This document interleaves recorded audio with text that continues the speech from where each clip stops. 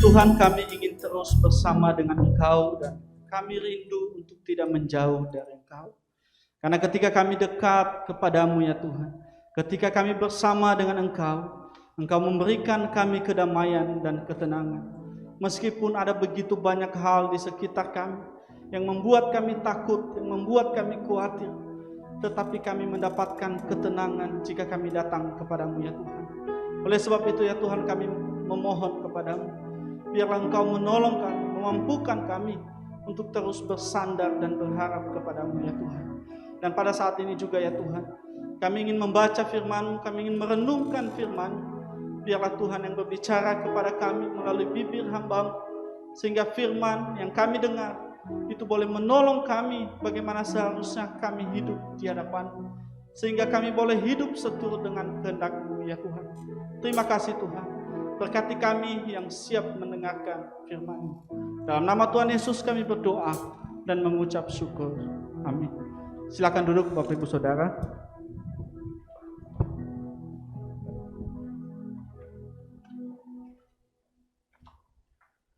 Salam Bapak Ibu Saudara. Mari pada kesempatan ini saya mengajak kita untuk bersama-sama kembali melihat firman Tuhan, belajar dari firman Tuhan. Saya mengajak kita untuk membuka Alkitab kita di dalam surat 1 Korintus pasal 13 ayat yang pertama sampai dengan 13. Sekali lagi 1 Korintus pasal 13 ayat yang pertama sampai dengan ayat yang ke-13. Saya akan membaca untuk kita semua. Bapak Ibu Saudara silakan menyimak Alkitabnya masing-masing. Demikian firman Tuhan. Sekalipun aku dapat berkata-kata dengan semua bahasa manusia dan bahasa malaikat, tetapi jika aku tidak mempunyai kasih, aku sama dengan gong yang berkumandang dan canang yang gemerincing. Sekalipun aku mempunyai karunia untuk bernubuat, dan aku mengetahui segala rahasia dan memiliki seluruh pengetahuan, dan sekalipun aku memiliki iman yang sempurna untuk memindahkan gunung, tetapi jika aku tidak mempunyai kasih, aku sama sekali tidak berguna. Dan sekalipun aku membagi-bagikan segala sesuatu yang ada padaku, bahkan menyerahkan tubuhku untuk dibakar, tetapi jika aku tidak mempunyai kasih, sedikit pun tidak ada faedahnya bagiku. Kasih itu sabar, kasih itu murah hati, ia tidak cemburu, ia tidak memegahkan diri dan tidak sombong, ia tidak melakukan yang tidak sopan dan tidak mencari keuntungan diri sendiri. Ia tidak pemarah dan tidak menyimpan kesalahan orang lain. Ia tidak bersukacita karena ketidakadilan, tetapi ia bersukacita karena kebenaran. Ia menutupi segala sesuatu, percaya segala sesuatu, mengharapkan segala sesuatu, sabar menanggung segala sesuatu. Kasih tidak berkesudahan. Nubuat akan berakhir, bahasa roh akan berhenti, pengetahuan akan lenyap, sebab pengetahuan kita tidak lengkap dan nubuat kita tidak sempurna. Tetapi jika yang sempurna tiba, maka yang tidak sempurna itu akan lenyap. Ketika aku kanak-kanak, aku berkata-kata seperti kanak-kanak, aku merasa seperti kanak-kanak, aku berpikir seperti kanak-kanak. Sekarang sesudah aku menjadi dewasa, aku meninggalkan sifat kanak-kanak itu. Karena sekarang kita melihat dalam cermin suatu gambaran yang samar-samar, tetapi nanti kita akan melihat muka dengan muka. Sekarang aku hanya mengenal dengan tidak sempurna, tetapi nanti aku akan mengenal dengan sempurna seperti aku sendiri dikenal. Ayat yang ke-13. Demikianlah tinggal ketiga hal ini, yaitu iman, pengharapan, dan kasih. Dan yang paling besar di antaranya ialah kasih. Bapak Ibu Saudara, beberapa tahun yang lalu ketika saya masih di Nias, yaitu sekitar tahun 2004, ada satu gereja yang terkenal karena hamba Tuhan dan juga jemaatnya punya karunia yang berbeda-beda. Ada yang bisa berbahasa roh, ada yang bisa menyembuhkan, dan kemudian ada yang bisa bernubuat dan berbagai karunia mereka miliki. Nah, gereja ini semakin terkenal, gereja ini semakin besar, semakin banyak orang yang datang ke gereja itu. Kenapa? Karena orang-orang yang sudah mengalami disembuhkan karena didoakan oleh orang-orang yang ada di gereja ini, maka mereka datang ke gereja itu dan menjadi anggota gereja itu. Nah kemudian Bapak Ibu Saudara, di tahun 2006 saya meninggalkan Pulau Nias, saya pergi ke Jawa untuk melanjutkan studi. Nah setelah beberapa tahun saya kembali ke Nias, saya pulang ke Nias, saya penasaran dengan gereja ini. Saya penasaran bagaimana gereja ini sekarang. Karena saya berpikir bahwa gereja ini pasti sudah menjadi gereja yang besar. Pasti sudah menjadi gereja dengan jumlah anggota jemaat yang mungkin ribuan. Itu yang saya pikirkan Bapak Ibu Saudara. Kemudian karena saya penasaran, saya mencoba bertanya kepada beberapa orang. Dan saya sangat kaget Saudara, ketika saya mendengar jawaban dari orang-orang yang saya tanyai itu. Mereka berkata bahwa gereja itu sudah bubar. Ya. Gereja itu sudah bubar dan sudah ganti nama. Udah banyak anggota jemaatnya yang keluar dari gereja itu. Saudara, saya penasaran, apa sebenarnya masalahnya? Apa yang membuat gereja ini sampai banyak anggota jemaat yang keluar dari gereja itu dan bahkan mereka mengganti nama gereja itu? Saudara, saya penasaran. Padahal saudara, di tahun 2004 itu, karunia berbahasa roh, karunia menyembuhkan, dan karunia yang lain adalah karunia yang cukup terkenal dan populer saat itu. Kenapa? Karena di kecamatan saya, hanya gereja itu yang bisa punya karunia.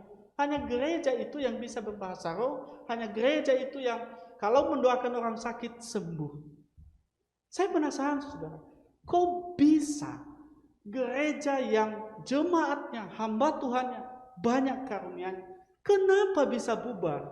Kenapa bisa berganti nama? Kenapa jemaat-jemaat keluar dari gereja itu? Saudara, salah satu masalahnya adalah kasih. Gereja itu sudah mulai kehilangan kasih di antara sesama anggota tubuh Kristus di dalam gereja. Saudara, masalah ini jugalah yang Paulus ingatkan kepada jemaat di Korintus. Jemaat di Korintus, Bapak Ibu Saudara, adalah jemaat yang kaya akan karunia, tetapi mereka miskin akan kasih. Mereka banyak karunia, tetapi mereka miskin dalam mengasihi sesama mereka. Dengan kata lain Bapak Ibu Saudara, karunia-karunia mereka itu mereka gunakan tanpa disertai dengan kasih. Saudara, jemaat di Korintus ini adalah jemaat yang diberikan banyak karunia dibandingkan dengan jemaat-jemaat yang lain yang dilayani oleh Paulus. Kalau kita memperhatikan pasal 12, di sana Paulus menjabarkan tentang karunia-karunia itu. Dan kemudian di pasal 14, Paulus juga menjelaskan kembali tentang karunia. Tetapi kalau kita perhatikan Bapak Ibu Saudara, di tengah-tengah antara pasal 12 dan pasal 14, ada pasal 13 yang membahas tentang kasih. Pertanyaannya adalah mengapa Paulus membahas kasih di pasal 13 dengan begitu panjang? Dan kalau kita melihat saudara, penjelasan tentang kasih di pasal 13 begitu panjang dan kita tidak bisa menemukan di bagian Alkitab yang lain yang penjelasan kasih yang panjang seperti yang Paulus jabarkan di pasal 13. Kenapa saudara? Karena itulah masalah yang menonjol di tengah-tengah jemaat Korintus. Mereka punya banyak karunia, tetapi mereka miskin akan kasih. Lalu Bapak Ibu Saudara, seberapa pentingkah kasih itu ada di tengah-tengah kita di dalam bergereja? Atau mengapa kasih itu harus kita hidupi di tengah-tengah kita berkomunitas di gereja? Saudara, hal inilah yang akan kita coba pahami bersama berdasarkan firman Tuhan yang tadi kita sudah baca. Nah saudara, yang pertama, mengapa kasih itu harus dihidupi di tengah-tengah gereja, di tengah-tengah kita berkomunitas? Karena kasih membuat karunia berdampak. Mengapa kasih bisa membuat karunia berdampak, saudara? Paulus berkata bahwa tanpa kasih, karunia itu tidak ada gunanya. Di dalam ayat yang pertama sampai 13, dalam ayat yang pertama sampai dengan yang ketiga, Paulus menegaskan bahwa karunia bahkan perbuatan baik sekalipun tidak ada artinya tanpa didasari oleh kasih. Semua hanya akan menjadi sia-sia tanpa kasih. Paulus berkata, Bapak Ibu Saudara, sekalipun aku berkata-kata dengan semua bahasa, sekalipun aku punya karunia bernubuat, sekalipun aku punya karunia memberi, semua itu kuanggap tidak ada gunanya. Semua itu menjadi sia-sia kalau saya tidak punya kasih. Artinya Bapak Ibu Saudara, karunia itu akan menjadi sesuatu yang tidak berguna, tidak berdampak jika tidak digunakan dengan kasih. Bapak Ibu Saudara, Paulus mengambil 3 contoh karunia ini. Karunia berbahasa roh, karunia bernubuat, dan karunia memberi. Karena di tengah-tengah jemaat Korintus pada saat itu, mereka bangga kalau seandainya mereka punya karunia-karunia ini. Mereka bangga, mereka sombong kalau mereka bisa berbahasa roh, mereka punya karunia-karunia ini. Sehingga saudara, mereka menggunakan karunia-karunia ini sebagai ajang untuk pamer, saya bisa loh berbahasa roh. Dan sebagai ajang untuk menghina orang lain ketika orang lain tidak punya karunia. Saudara, Paulus berkata, sehebat apapun orang itu, seberapa banyak karunia yang dia punya, tetapi kalau dia tidak menggunakan karunia itu dengan kasih, maka semuanya itu tidak ada faedahnya. Bapak Ibu Saudara, setiap kita diberi karunia, minimal 1. Ya mungkin Bapak Ibu Saudara ada yang belum tahu karunianya apa, maka nanti bisa mengusulkan ke Panail untuk ikut tes karunia, ya, supaya tahu karunianya apa. Tapi yang jelas Bapak Ibu Saudara, setiap kita pasti punya karunia, dan Tuhan memberikan karunia itu kepada kita bukan untuk diri kita sendiri, tetapi supaya kita saling memperlengkapi, saling membangun. Supaya apa? Supaya kita bersama-sama bisa bertumbuh dalam kedewasaan menjadi serupa dengan Kristus. Saudara, tidak masalah kalau kita hanya punya 1 karunia. Tetapi yang jadi masalahnya adalah kalau kita gunakan karunia itu tanpa kasih. Percuma saudara punya karunia bernubuat, tetapi masih menyimpan kesalahan orang lain. Percuma saudara punya karunia memberi, tapi memberi untuk bisa memegahkan diri, supaya orang bisa memuji dia. Untuk apa punya karunia melayani, misalnya MC, pemusik, dan lain sebagainya. Tapi kalau digunakan untuk menyombongkan diri, saudara, untuk apa punya karunia berbahasa roh, kalau mulut yang sama kita pakai untuk menghina orang lain, menyindir orang lain, dan membuat orang lain terluka karena kata-kata kita. Saudara, adakah kasih ketika kita menggunakan karunia yang kita punya? Saudara, bukankah Kristus telah memberikan teladan kepada kita? Dia mengajar, dia menyembuhkan orang sakit, bahkan membangkitkan orang yang mati, dan bahkan dia mati di atas kayu salib. Bukankah semua itu dilakukannya karena kasihnya kepada kita? Saudara, mengejar dan menjadikan kasih sebagai dasar dari perbuatan kita adalah sebuah keharusan dan bukan pilihan. Kasih itu ciri dari kekristenan.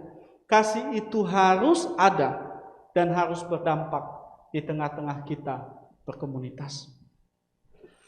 Bapak Ibu Saudara, beberapa hari yang lalu ketika saya keluar untuk membeli sesuatu di salah satu ruko yang ada di Jalan Gajah Mada, ketika saya lewat di Jalan Gajah Mada, saya melihat ada satu ruko, dan kemudian di ruko itu Bapak Ibu Saudara ada satu tulisan yang besar. Di sana ada tulisan laboratorium klinik. Dan kemudian ketika saya perhatikan lagi Bapak Ibu Saudara, di bawahnya ada nama dokter, kemudian ada tulisan spesialis jantung dan darah. Ketika saya melihat itu Bapak Ibu Saudara, yang saya pikirkan adalah begini. Kalau saya ke tempat itu, maka saya bisa ngecek jantung saya, apakah jantung saya bermasalah atau tidak. Ya, saya bisa ngecek jantung saya, apakah bermasalah atau tidak. Nah, kemudian saudara, setelah saya selesai belanja di salah satu toko yang ada di Gajah Mada, saya pulang, saya mampir ke tempat itu yang ada tulisan laboratorium klinik, kemudian spesialis jantung. Saya masuk, saudara, saya ketemu dengan resepsionisnya dan saya bertanya, bagaimana prosedurnya kalau saya mau cek jantung di sini? Atau bagaimana supaya saya bisa cek jantung, mengetahui jantung saya sehat atau tidak di tempat ini? Saudara, dengan lembut resepsionis itu berkata seperti ini kepada saya. Maaf Pak, di sini kita tidak bisa ngecek jantung. Saya bilang, saya ingin periksa jantung saya loh. Dia bilang, maaf Pak, di sini kita tidak bisa periksa jantung. Saudara, apa yang ada di pikiran kita ketika kita dengar kata-kata resepsionis ini? Kemudian saudara, saya keluar, saya kembali menoleh ke belakang dan membaca tulisan yang ada, tulisan spesialis jantung itu. Kemudian saudara, harusnya di tempat itu saya bisa cek jantung saya ini lagi ada masalah atau tidak, karena itu tempatnya saudara. Ada tulisan spesialis jantung di situ. Kemudian saudara, saya mencoba membayangkan kondisi ini dengan gereja. Saudara, harusnya juga di gereja itu pasti kita bisa menemukan kasih. Kenapa saudara? Karena gereja itu punya ciri, yaitu kasih. Kehidupan orang Kristen itu dicirikan dengan kasih. Tapi pertanyaannya adalah seperti ini saudara. Apakah ketika kita ada di gereja ini dan kita tahu bahwa gereja adalah, kalau saya bisa katakan gudangnya kasih, ada kasih di gereja. Pertanyaan saya adalah, apakah sungguh di GKY Pontianak ini, di komunitas kita bisa menemukan kasih? Saudara, bagaimana kalau seandainya ada orang di luar sana yang ingin sekali merasakan kasih, karena dia terluka di luar sana dan ingin merasakan kasih. Dan dia tahu kalau di gereja ada kasih karena ada orang-orang Kristen di gereja. Kemudian dia datang di tengah-tengah kita, saudara. Pertanyaan saya adalah begini. Apakah orang itu bisa merasakan kasih di tengah-tengah kita? Ketika ada orang di luar sana mau merasakan kasih, kehangatan di antara kita, apakah dia bisa merasakan kasih itu di antara kita? Saudara, saya berharap kita sebagai komunitas gereja mencoba kembali mengoreksi diri kita. Sudahkah kasih kita, sudahkah karunia yang kita miliki itu bisa berdampak kepada sesama kita di komunitas? Saudara, sekali lagi saya ingin katakan bahwa harusnya kasih itu bisa ditemukan di dalam gereja. Harusnya kasih itu bisa ditemukan di kehidupan komunitas orang Kristen. Tetapi sayangnya saudara, sering sekali kasih itu sulit ditemukan di dalam gereja. Sering sekali kasih itu sulit ditemukan di dalam komunitas gereja. Artinya apa saudara? Ketika kita datang ke gereja, kita melihat, kita mencoba merasakan kasih, justru bukan kasih yang terkadang kita rasakan. Kita rasakan kemarahan, kita rasakan kebencian, kita lihat ada perselisihan. Saudara, di manakah kasih kita? Saudara, biarlah bagian pertama ini boleh kembali mengevaluasi diri kita, dan kita kembali melihat diri kita kembali melihat komunitas kita. Sudahkah sungguh kasih itu berdampak bagi sesama saya yang ada di komunitas saya? Sudahkah karunia yang Tuhan berikan kepada saya gunakan dengan kasih, sehingga orang yang merasakan bisa berkata bahwa ini bisa menjadi berkat bagi saya. Saudara, itu yang pertama. Kasih itu membuat karunia kita berdampak. Yang kedua, Bapak Ibu Saudara, Mengapa kasih itu harus dihidupi oleh kita sebagai gereja Tuhan? Karena kasih itu salah satu tanda dari kedewasaan rohani. Kasih itu salah satu tanda dari kedewasaan rohani. Di dalam ayat yang ke-11 Paulus berkata, ketika aku kanak-kanak, aku merasa seperti kanak-kanak, aku berpikir seperti kanak-kanak. Sekarang sesudah aku menjadi dewasa, aku meninggalkan sifat kanak-kanak itu. Saudara, kasih juga begitu, saudara. Kasih itu harus terus mengalami pertumbuhan. Ketika kita semakin bertumbuh dewasa di dalam kerohanian, kasih itu juga harus terus bertumbuh. Kasih itu juga harus terus nyata dan berdampak di tengah-tengah kita. Saudara, kasih harus menjadi salah satu tanda kedewasaan rohani kita.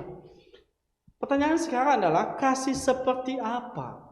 Kasih seperti apa yang harus mewarnai kedewasaan kita? Di dalam ayat keempat sampai dengan ayat yang ketujuh, saudara, Paulus berkata, kasih itu sabar, kasih itu murah hati, kasih itu tidak cemburu, tidak memegahkan diri, tidak sombong, tidak pemarah, dan lain sebagainya. Saudara, kalau kita melihat model kasih yang dimaksud Paulus, maka kita menemukan bahwa sifat-sifat seperti ini yang menjadi pembeda antara anak-anak dan orang dewasa. Sifat-sifat kasih seperti ini yang menjadi pembeda antara orang yang sudah bertumbuh dewasa dalam kerohanian dengan orang yang masih belum bertumbuh dewasa di dalam kerohanian. Saudara, misalnya sabar. Sabar. Kalau kita berkata kepada anak-anak sabar, saudara, belum tentu, mungkin sebagian besar anak-anak tidak bisa melakukan sabar itu dan tidak bisa mengerti apa itu sabar. Nah, saudara, beberapa kali ketika Blaise menangis ingin minum susu ketika mamanya sedang memasak atau sedang mandi. Nah, kemudian saya yang sedang menggendong dia mencoba untuk menenangkan dia dan berkata kepadanya, Blaise, sabar ya, mama sedang memasak, mama sedang mandi, tunggu sebentar. Sebentar lagi mama selesai memasak atau mandi. Saudara, ketika saya berkata dan mencoba menenangkan Blaise dan berkata kepadanya sabar, apa responnya saudara? Apakah dia diam atau dia berkata, iya papa, saya sabar. Apakah begitu saudara? Kalau dia begitu saudara, saya yang pingsan. Tidak saudara, semakin saya berkata sabar, sabar, semakin keras dia menangis. Saudara, sampai tetangga kami mungkin gak bisa istirahat kalau jam-jam 3 sore dia melakukan itu atau jam. Saudara, anak kecil, Blaise, tidak bisa disuruh bersabar, tidak bisa disuruh menunggu. Karena memang dia masih kecil. Dia belum dewasa, dia tidak tahu apa artinya bersabar. Tetapi beda saudara kalau kita berkata kepada orang dewasa, sabar ya, tunggu sebentar. Misalnya saudara, Yudi mau bertamu ke rumah di saat saya sedang mandi. Kemudian istri saya buka pintu dan dia suruh Yudi duduk. Dan kemudian istri saya berkata kepadanya, sebentar ya Yud, sabar ya, Tona sedang mandi. Saudara, apa responnya Yudi? Apa responnya Yudi, saudara? Apakah dia menangis, saudara, dan kemudian dia marah, dan kemudian dia berkata, "Woi, Tona keluar dari kamar mandi, saya sudah tidak bersabar lagi." Lalu dia menangis seperti Blaise menangis. Apakah begitu, saudara? Tidak, saudara. Kalau dia seperti Blaise masih menangis, tidak bersabar menunggu saya selesai mandi, saya keluar dari kamar mandi, saya guyur, saudara. Pasti ada sesuatu yang salah kalau seandainya dia bersikap seperti anak kecil ketika dikatakan sabar. Saudara, seberapa seringkah sifat-sifat kasih ini nyata dilihat orang, dirasakan orang dalam kehidupan kita? Saudara, kasih adalah salah satu tanda kita sudah menjadi dewasa secara rohani atau tidak. Saudara, oleh sebab itu, mari pada saat ini, pada kesempatan ini kita coba kembali melihat diri kita secara pribadi, melihat diri kita dan melihat komunitas kita. Dan melihat diri kita yang sudah berapa lama kita sudah mengikut Kristus. Apakah benar kasih itu sudah terlihat dalam hidup kita sebagai tanda kedewasaan kita? Apakah betul kasih itu bisa ditemukan di komunitas kita bergereja? Saudara, kalau kasih itu masih sulit ditemukan dalam hidup kita, masih sulit ditemukan dalam komunitas kita, di GKY Pontianak, siapa yang harus memperbaiki diri, saudara? Pak Nail sendiri yang harus memperbaiki diri? Hamba Tuhan yang harus memperbaiki diri? BPP yang harus memperbaiki diri? Tentu tidak, saudara. Semua kita harus memperbaiki diri. Oleh sebab itu, mari kita memohon pimpinan Roh Kudus untuk boleh menolong kita supaya kita bisa mengoreksi diri dan bisa memperbaiki diri. Biarlah firman Tuhan ini, Bapak Ibu Saudara, menolong kita, menyadarkan kembali bahwa kita memahami bahwa kasih itu bisa membuat karunia kita berdampak, menjadi berkat bagi orang lain kalau kita menghidupinya di komunitas kita. Dan yang kedua, Bapak Ibu Saudara, kasih itu tanda kalau kita sudah dewasa rohani atau tidak. Oleh sebab itu, mari Bapak Ibu Saudara, kita mengambil waktu sejenak, kita merenungkan kembali firman Tuhan yang sudah kita dengar, dan kita memohon Roh Kudus boleh menolong kita, menguatkan kita untuk bisa hidup memiliki kasih di dalam komunitas kita bergereja.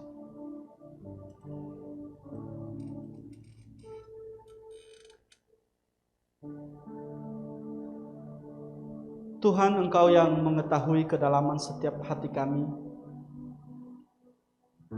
Tidak ada yang bisa kami sembunyikan di hadapan-Mu, ya Tuhan. Engkau yang mengetahui bagaimana kami hidup selama ini di dalam komunitas gereja kami di tempat ini. Tuhan, kami memohon kepadamu jika Engkau menemukan setiap kami miskin akan kasih, menemukan setiap kami tidak berdampak positif bagi sesama kami di komunitas kami. Kami mohon Tuhan, ampuni kami. Kami mohon sekali lagi dengan kuasa Roh Kudus-Mu boleh memberikan kekuatan kepada setiap kami supaya kami sungguh-sungguh mengoreksi diri, supaya kami sungguh-sungguh melihat diri kami. Apakah kami sudah hidup dengan kasih yang Tuhan kehendaki? Tuhan, tolong kami. Seperti apa yang Paulus katakan di dalam 1 Korintus pasal 14 ayat 1. Kejarlah kasih itu. Dan biarlah setiap kami juga, Tuhan, boleh belajar untuk terus mengejar kasih itu. Berusaha dengan sungguh-sungguh. Berusaha semaksimal kami untuk boleh memiliki kasih dan melakukannya di dalam komunitas kami. Tuhan, sekali lagi kami memohon, biarlah Tuhan yang memimpin setiap jemaat-Mu, setiap kami yang sudah mendengarkan firman-Mu, sehingga firman yang sudah kami dengar ini Tuhan boleh hidup di dalam kehidupan kami, sehingga kami boleh hari demi hari semakin serupa dengan Engkau. Terima kasih Tuhan. Dalam nama Tuhan Yesus kami berdoa dan mengucap syukur. Amin.